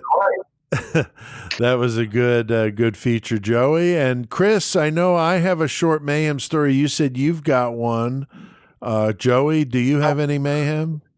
The only thing I was going to say with Mayhem, I thought this was kind of funny, but I feel stupid now because I can't think of his name. The guy back in the 80s that did the McDonald's massacre in fucking Southern California. I know what you're talking about, but I can't remember his name. Yeah, I can't think of I'm spacing right now. But anyway, I watched a documentary about that last night and about that guy. And then tell me why today, whenever I was fucking going to lunch at work, I fucking was like, man, I want to go get some McDonald's. I was like, dude, was that some subliminal? Right. Yeah, like they show me all these dead people with a bunch of McDonald's still on their trays and shit, and I'm like, right, you hungry for some McDonald's? Big Mac sounds good. Yeah, that's funny. It's not really Mayhem. I just thought that was funny today when that for sure. That's fucked up, yeah. Chris, what do you got, man? All right. Well, this just happened couple nights ago. It was Saturday night, I think. Yeah, Saturday night. So, like, Courtney got tested positive for COVID, hence part of the reason why I'm at home right now and not in studio. I wanted to be, like, safe for Pete and whatnot and just do my shit. Appreciate that. Don't want to get sick. So, I tested negative, so I'm like, all right, fuck it. So Courtney's like, she's just laying in bed watching TV, and I'm like, well, I'm not trying to be around right now. Like, so I walked down to the fucking Parkview, this fucking bar down the street right there. I'm like, fuck it, I'm gonna go fucking drink some drinks. So I walked down there, and I had already drank some drinks, mind you. No, come on now, dude. So I hang out there for a bit. And the next thing I know, I wake up in the morning. I'm like, it's Sunday morning. I'm like, motherfuck, what the hell happened? I'm laying on the couch, just passed out, dude. My fucking face is all fucking scraped up and shit. And I can't find my fucking teeth. Imagine that shit. No way. So like, I'm like straight up just like, oh shit, what the hell's going on? So I'm like, get up and I walk down the motherfucking street, because it's like 2 blocks from the house. So there's only 2 ways I could have gone. So I'm walking down the street, one way down there, looking, don't see nothing. And fucking, so I get to Parkview, I walk in, and I straight up was like, so this is going to be a weird fucking question you probably never had asked before. Ain't nobody turn in a fucking pair of dentures in here, because I lost my shit. Dude's looking around. He's like, no, I don't see it. And the person that I know that works there happened to walk by. I was like, hey. She's like, no, but that sucks. So, like, I walked back home down the opposite way that I would have went. Looking, nothing. I was like, well, it's my own fucking fault. I'm just going to fucking hang out and fucking chill out, watch the movies, chill for a minute. I know what time they close as long as they get there. So before they close, I did the same thing. I walked down one way and motherfucking looking, nope, nothing there. And one of the people, two of the people that was there the night that happened was there at that moment. So I was talking to them like, nah, I have no idea. So I was like, well, fucking goddamn it. So I walked back home, looking, because I got this scrape on my face, dude. I just remember I pissed by a brick fucking wall. So I didn't know, and I was looking there where I remember pissing. So I'm like, all right, maybe my teeth fell out when I slammed my face off the wall and I pissed on my teeth and they're piss covered. But no, they weren't where I took a piss. So fucking, I get back to the house and hanging out, and then fucking finally Courtney's like, well, look, man, I was sleeping when you got home. But your shoes and your hat were right there at the top of the basement steps. And I picked them up and moved them. So it's like, she like walks down to the basement and my fucking teeth fell down through the basement steps. They were laying under the steps and shit. Oh so my God. Apparently I fell down the basement steps, smashed my face off the fucking concrete wall, and lost my teeth. So that was what happened to me. Wow, that is such a Shawback story. It's like not even funny. Like the side of my fucking face is like just fuck, dude. Wow. I feel like it's deja vu because I remember when you did that at your parents' house too. No, that never happened. Except I didn't. The last time, though, I never found. Wow. Yeah, that's well, true. I have a short story. It's not quite as good as that, but I have this Dollar General in my town that I live in. That's a DG Market. It's like one of the only ones, kind of like a Pilot, but it's a Dollar General with a lot of groceries in it. So it's like a small grocery store with a Dollar General. So it's perfect. And I go there all the time. So anyway, I stopped there Friday on my way home. It was about early afternoon. I grabbed a few things, nothing special, but they have a self-checkout.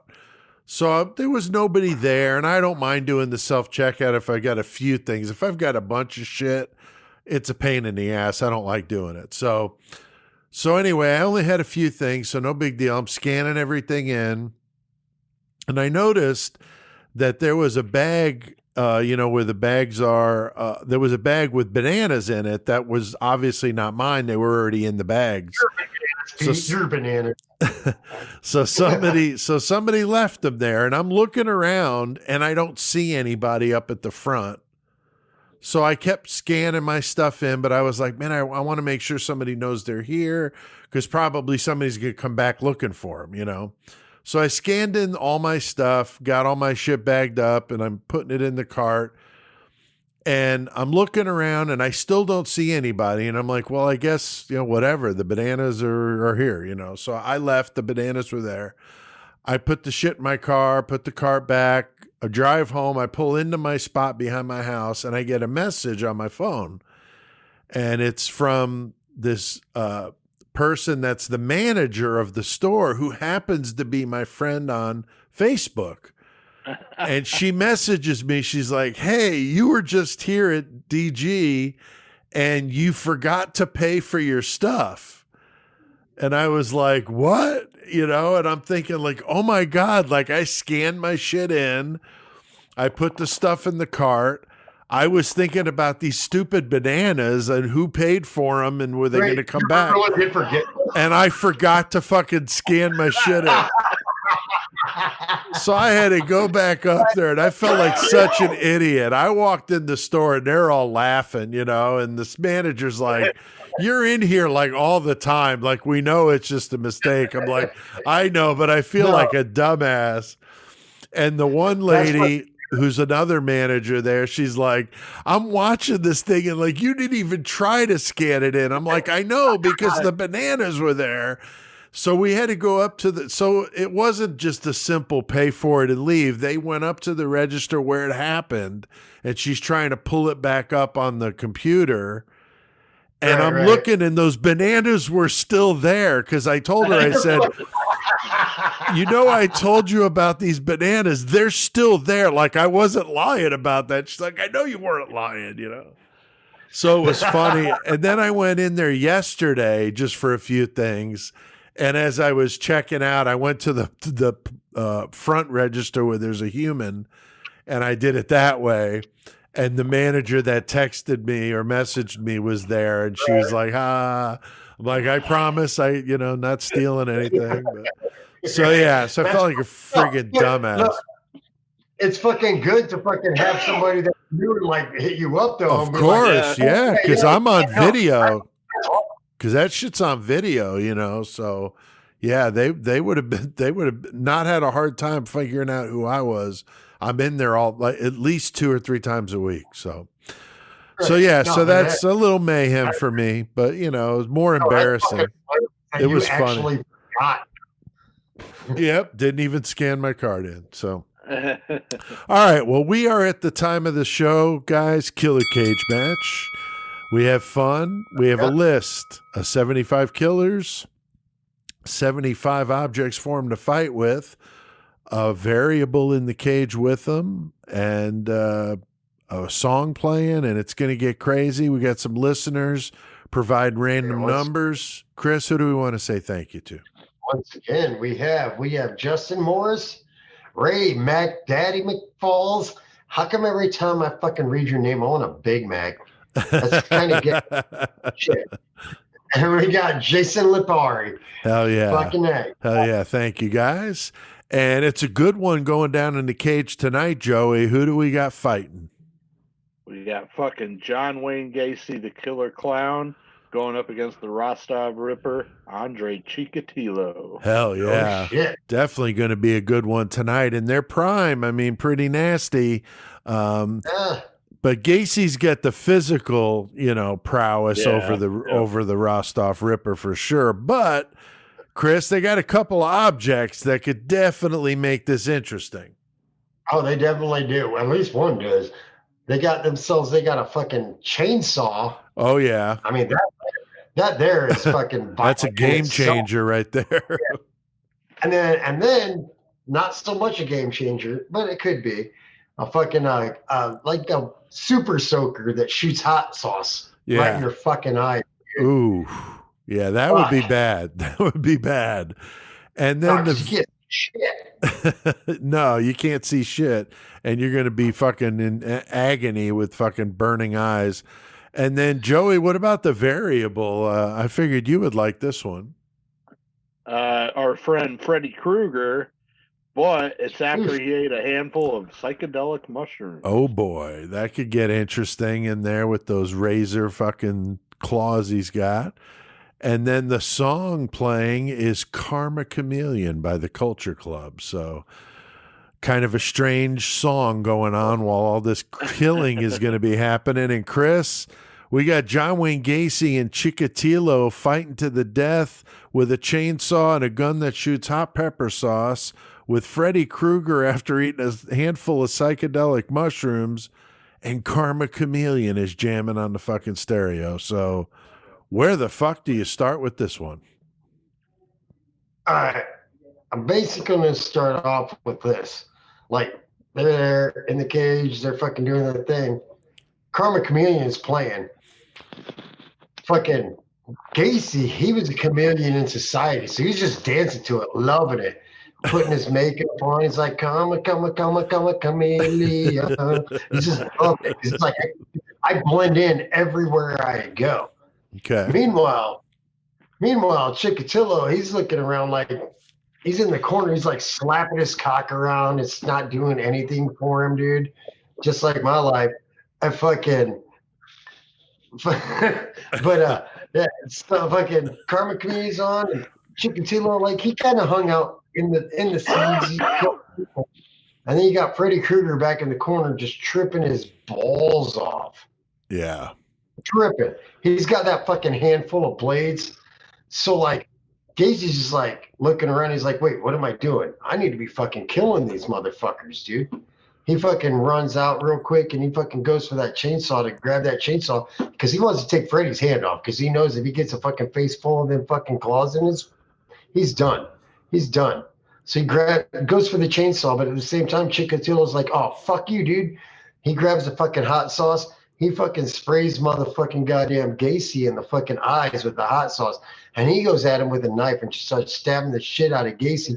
Meanwhile, fucking Gacy's still fucking just like in awe, thinking about all the little boys and everything he could do being a chameleon because of Karma Chameleon. So fucking Freddy gets away and he's tripping his balls off. He's looking at everything going around right now. He's like, all the blood, the guts, the gore. This is awesome. This is my life. So he just walks up to both of them. Gacy ain't dead yet. He just puts them both in fucking psychedelic chokeholds, puts them to sleep, gets inside their dreams, and just tortures them to the way that they have no idea. And I'm giving it to Freddy Krueger. Wow. Okay. Joey, I don't know, man. That's an interesting take. That's for sure. Yeah. I think Chris has been eating some of those psychedelic mushrooms over there, you know? I think the Killer Cage match would be so much different if we did it earlier in the podcast when Chris does his. It's way better at this time. All right, so we got Gacy going up against Chikatilo, and Freddy's in there, got some mushrooms in his hand, fucking Karma Chameleon pounding on the fucking loud ass fucking speakers in the arena. We have a badass arena. Dude, the motherfuckers don't even know about our Killer Cage. Right. First off, we have a badass Killer Cage, and you just can't see it because it's too cool to show. Yeah, you some nice fucking shit. Yeah. Yeah. So we got a badass speaker system playing Karma Chameleon. Anyway, so, you know, head up, we already said this. Gacy's going to probably take Chikatilo when they're in their prime and just fucking beat his ass. Because Gacy's a little bit fucking more of a hoss, corn-fed as fuck, and eating that fucking Word. Yeah, but Chikatilo with the fucking blade, man. I mean, you know, Chikatilo, I mean, I agree, Gacy physically just more imposing, but, you know. Hand-to-hand combat, Gacy. Yeah. But the problem is fucking Gacy, he goes to grab that fucking pepper spray, or the pepper sprayer with the pepper spray shit. The gun that shoots the pepper spray, that's what it is. Right. He goes to grab that because he's like, man, I'm going to fucking blind this fucking old-ass fool, and I'm just going to fuck him up. And then fucking Chikatilo's like, well, I need to grab that fucking chainsaw because that's how the fuck I'm going to win this fight against this big-ass fat piece of shit. Right. So fucking right whenever Gacy goes to grab that fucking hot sauce gun and shoot it in fucking Chikatilo's face, Freddy comes over and grabs the goddamn hot sauce fucking gun so he can spray the hot sauce on his shrooms so he can eat them because it makes them taste so much better. Cow shit. So he's like, no, that's my pepper sauce, punk. Oh. And fucking, he's got that. And then Chikatilo, he's like, oh man, this is fucking sweet. Or, hey, comrade, this is, I don't know how he talks, but he's fucking stoked because he's got that chainsaw. He goes to fucking use the chainsaw. Nothing. It doesn't do a goddamn thing. And Gacy's over there laughing like a clown because he took the gas out of it to use on his gas-powered dildo for his asshole before the Killer Cage match. So he already knew it wasn't going to work. Chikatilo's fucked up. Now Gacy ain't got no weapon. Chikatilo ain't got no weapon. Freddy, he's sitting there fucking tripping balls, laughing to the Karma Chameleon. He's like, I want to see something funny, you pussies. So these two old motherfuckers, they don't even know what to do. So they're like, Gacy's like, shit, Chikatilo, your mama's so stupid. It take her an hour to cook minute rice, yo. And then Chikatilo's like, yo, your mama's so fat she rolled over 3 times still on her back. They're like, damn. Freddy Krueger's like, oh, that's great. And John Wayne Gacy's like, yo, your mama's so fat you gotta roll her in flour and look for the west spot. And fucking Chikatilo's like, yo, your mama's so fat she jumped in the air and got stuck. And then all of a sudden Gacy's like, well, this isn't gonna get us anywhere. So he starts insulting Chikatilo about his fucking soft ass dick and telling him how he's ridiculous fuck and making fucking jokes about his penis that don't work. And Chikatilo's like, oh, you think that I ain't got some shit to come back on you, you clown-ass sissy boy? And he starts fucking talking shit on fucking Gacy, on his chicken fucking making shit, and just, he fucks up. The whole time, there are no winners except for Freddy Krueger because he's been laughing the whole fucking time to the Culture Club track. It's insane. So after the Yo Mama jokes and all the slams and Def Comedy Gore Slam and the Killer Cage match, Hornside Studios, Freddy Krueger comes out the winner. Wow. Fucking All right. right. Well, Chris, you said that Freddie won it as well. So, all right. he Tough does. to beat Freddie, man, even on the psychedelic mushrooms, even on the psychedelic mushrooms. But always a listener favorite there. Love doing the Killer Cage matches. Those are always fun. Very, very cool. Today, I just finished the last short story for Creation of Chaos 4. Or I'm sorry, I finished the last one yesterday, started the last story, I'm sorry, for Creation of Chaos 4. This is the one that I'm writing about Countess Bathory. Good timing, because we're getting ready to do that episode next week. But my story is called One Night with the Blood Countess, about her jailer and her having a conversation one night, and it's a pretty interesting story. I'm pretty excited about it. That'll be the last one, and I'm planning to have that book out in the summer at some point. You can pick up any one of my books, though, at PeteAltieri.com. Got free writing samples and stuff on there, web store and all that. So go check that out. Our website, murdermetalmayhem.com, also has a good web store. And you pick up T-shirts, activity books, stickers, that sort of thing.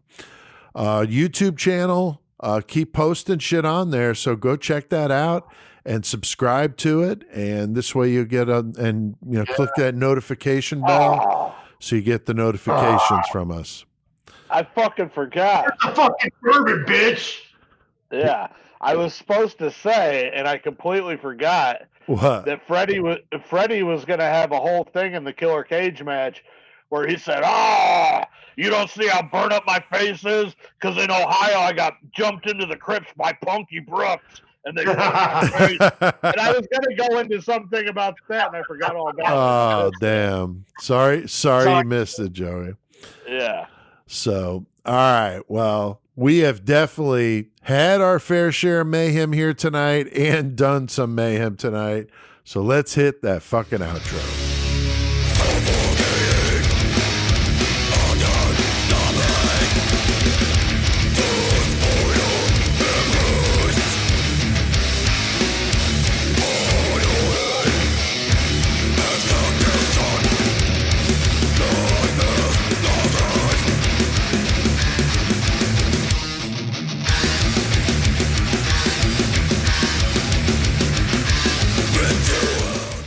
Man, another killer Canadian band I found out about. My buddy John Duke with Immortal Possession and Votov. He got a hold of me. He's like, dude, have you ever heard of Snake Pit? I'm like, no. From Alberta. Check them out. That was the song Death's Embrace, but I downloaded the album from their Bandcamp. Fucking killer. So good band. Not to be confused with the dude from Guns N' Roses, his Snake Pit. Not that Right. band. That's from Alberta. I think on Bandcamp they're Snake Pit AB, but you'll find them. You'll know the difference for sure. These guys are like old school death metal, so really good stuff. All right, Joey, the bumper music tonight. Who did we spin tonight? Overkill, Snake Pit, and Libido Airbag. Fuck yeah. And Chris, that metal segment intro by... Always fucking Crucifix, fucking great metal motherfucker. Hell yeah. You know it. And the Murder Metal Mayhem intro music, Crawl Space by Low 12. Thanks to all of you out there listening. We keep seeing those numbers in, and, it's very, very cool. We appreciate it. So tell your friends about it. Go to the website, murdermetalmayhem.com, and want to read a few comments. Chris, what about that first one there? Oh man, I got me a boner. No, wait, but for real, like, first, good name, bro. I got a big fucking boner right now. I got a big fucking boner. I saw my grandma's bush. It starts above her belly button. Fucking, but yeah, the first one we got right here is got me a boner 69. Says, you guys are fucking awesome. I love all of what you do and have been listening for about a year. I really liked your Black Dolphin prison episode. I like when you have Tex on with us talking about prison stories. Dude, having Tex on us all the time. Thank you for listening, dude. Keep it up. Those prison stories are some of the most fucked up ones we got. So thank you, dude. Good stuff. Speaking of Tex, by the way, because we're always curious about, doing Texas fucking cases and shit and getting Tex on with us. Right. I mentioned that I was watching the Huberty shit, the McMassacre. That had been the single deadliest, by a single person, the deadliest shooting in U.S. history until in Killeen, Texas. Yeah, that's where I was, the Lubies. Oh, Lubies, yeah. I would like to do that one and have Tex on with us if he wanted to. That happened right before I got to Fort Hood, like a year before I got to Fort Hood. That happened. They were still talking about it when I was down there. Oh yeah, that'd be a good one. Lubies, no, I definitely want to do that one. Yeah, that would be a good one. He would probably be down with that. All right, okay. Joey, what about that second one? The next one is Robert F. Jenkins said, love all the metal you guys play. I've heard a bunch of bands I never heard of before. I'm a listener in Sydney and a huge Harlot fan. That's how I heard about your podcast. I've been listening ever since, every week. Love when you have Mick on with you. Yeah, definitely good to have Mick on there. And we love the Australians, man. A lot of Australians. Yeah. Brisbane and Queensland's been in the top 10 cities listening now for a couple months. So that's fucking awesome. All right, the third one, Babyface Killer 66 comments that pink giant dude was fucked up. Only you guys would do something like that and make it funny. Murder Metal Mayhem rules. Horns high from LA. So fuck yeah, that's awesome. And then Chris, hell yeah, Pink Giant. Chris, hell yeah. What about the last one? Yeah, we got Sonia Reed says, me and my boyfriend listen to you guys whenever we take a road trip. Heard about 7 episodes in a row last week, and it makes the time fly by. I love you guys. Well, I'm glad you take road trips with us. We are glad you take road trips with us, and we love you too. So thanks for listening. I wonder how punch drunk she was after listening to 7 Murder Metal Mayhem episodes in a row. That's like 14 or 15 hours of us. That would be tough. That's a lot. Thank you, Sonia, and I'm glad that you still have any brain cells left to be able to write. Tell your old man thank you as well. Yeah, for sure. All right, pick up a copy of my latest book, Slab of Sickness, Terror on the Tracks. Check out the episode description for a way to get that at PeteAltieri.com, MurderMetalMayhem.com, of course, our website. We have a web store. You can get all kinds of stuff on there. Link to all this stuff in the episode description. Link to Joey's distro and Joey's Goremonger project. So that's in the episode description as well. You can like us on Facebook, follow us on Twitter, subscribe to the YouTube channel. Remember, on Facebook, go to Horns High Studios to get us. Support the show by the Patreon 666 Club. Talked about that. Perks on that shit. Yeah, we appreciate you guys that are members, and if you're not, that's the easy way to do it. You can go to the episode description and get that. And we can't let them go that without hearing a karaoke song, a little blast from the past, so crank this one up. And until next time, keep one foot in the gutter. And keep your fist wrapped around a half pint of McCormick's whiskey, baby. Yeah!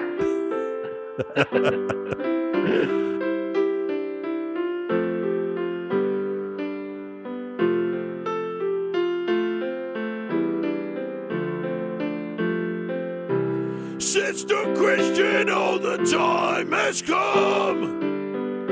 And you know that you're the only one to say, okay. Where you going, what you looking for? You know those boys don't wanna play no more with you. It's true.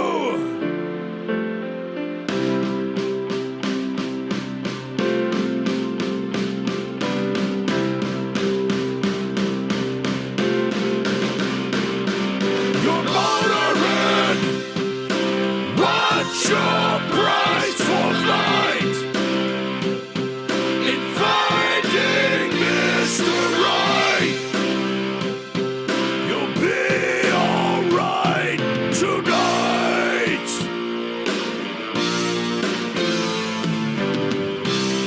Babe, you know you're growing up so fast. And mama's worrying that you won't last to say, let's play. Sister Christian, there's so much in life. Don't you give it up before your time is due. It's true. It's true.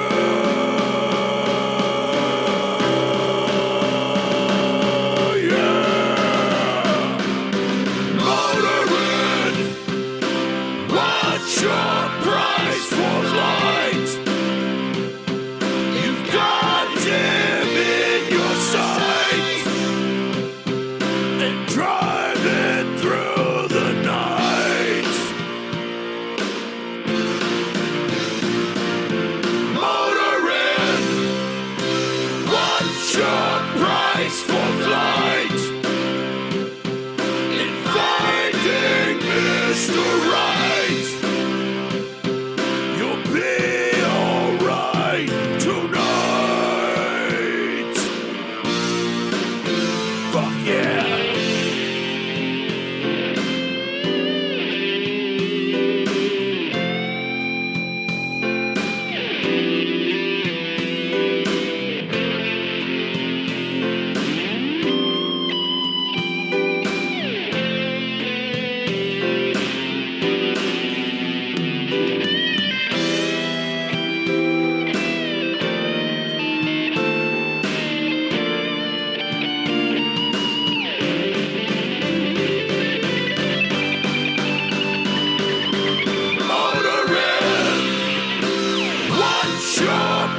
For flight in finding Mr. Right, you'll be alright tonight. Motoring, what's your price for flight? In finding Mr. Right. Tonight.